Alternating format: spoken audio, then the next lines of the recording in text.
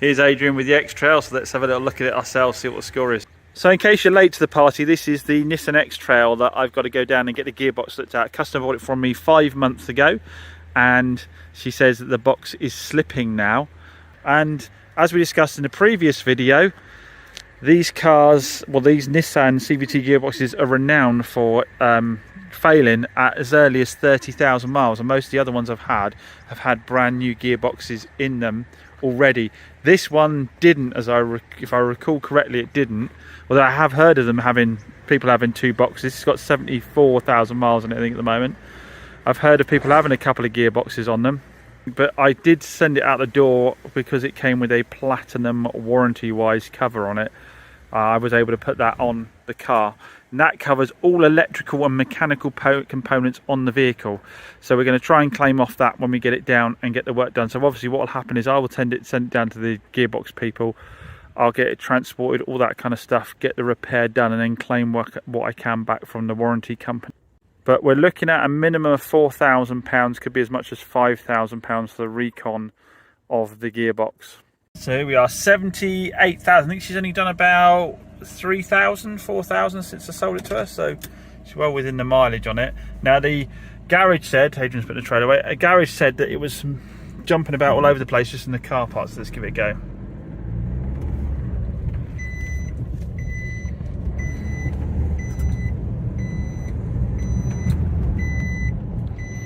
It felt like it dropped down. I think I'm going to have to go for a longer drive.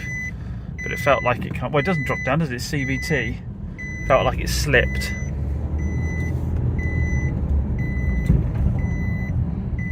I'll have to take this for a longer drive because it doesn't.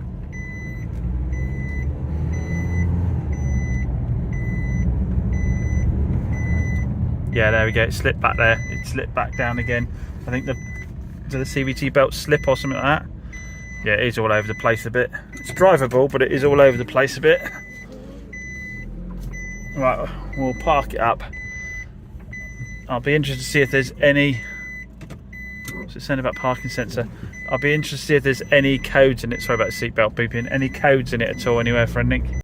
Now, today's video is sponsored by Ekster, who make these fantastic modern wallets. For a long time, I've seen these about and I've been meaning to get rid of my bulky old wallet, which pads my pocket out and is just full of loads of rubbish. So let's take a look at them.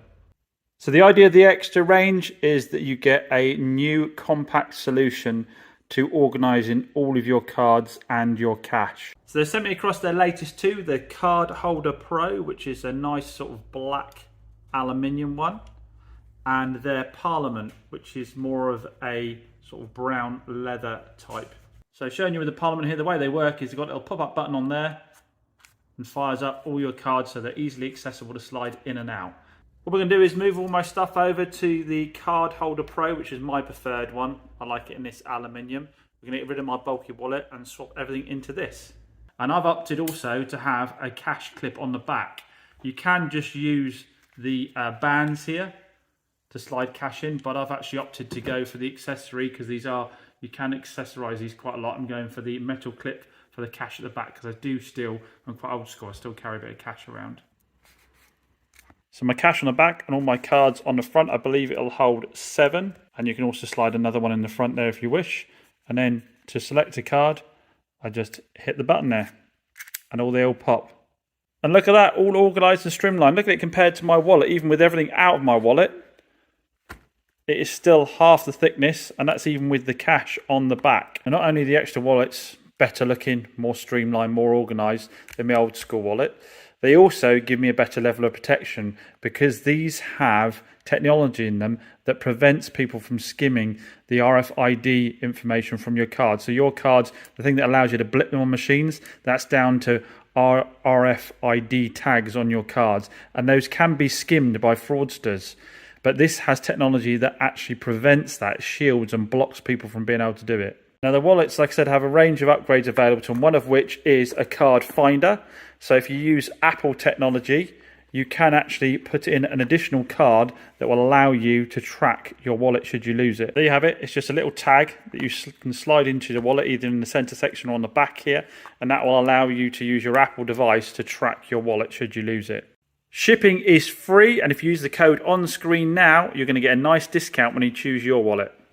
So if you or someone you know needs to get with the times and ditch your old bulky wallet, get yourself down to that Ekster link down below and take advantage of that special offer, because these are properly lovely little bits of kit. So at this point I need to make a public apology to my customer with the X-Trail, because I said in the previous video that she'd been bugging the company, the warranty company, for a loan car for a month and not got in touch with me.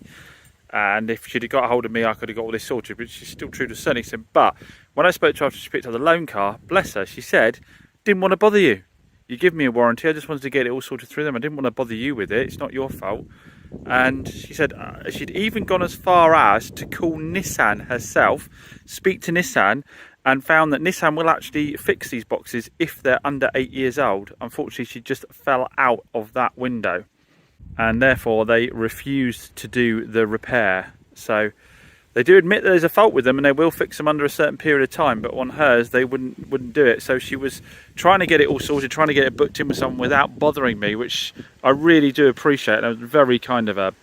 However, I wish she'd just picked up the phone to me and we could have got this sorted and put away a little bit earlier. Now, I do have concerns over my warranty wise cover, because I've seen a TikTok today by the grumpy technician who had one of these in with a platinum warranty, and when he put the claim in, they came back and said, oh sorry, no, that's not actually covered, because we have a disclaimer that says that if there is a known fault with vehicles, we don't cover that.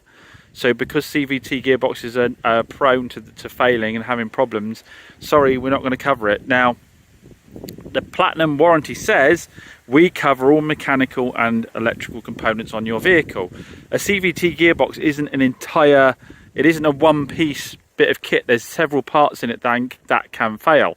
So you can't say CVT gearboxes fail so we won't cover them, because it could be a solenoid that's failed, it could be something else internally within the gearbox that's failed. If I get that response from them, I will be digging my heels in big time and kicking off.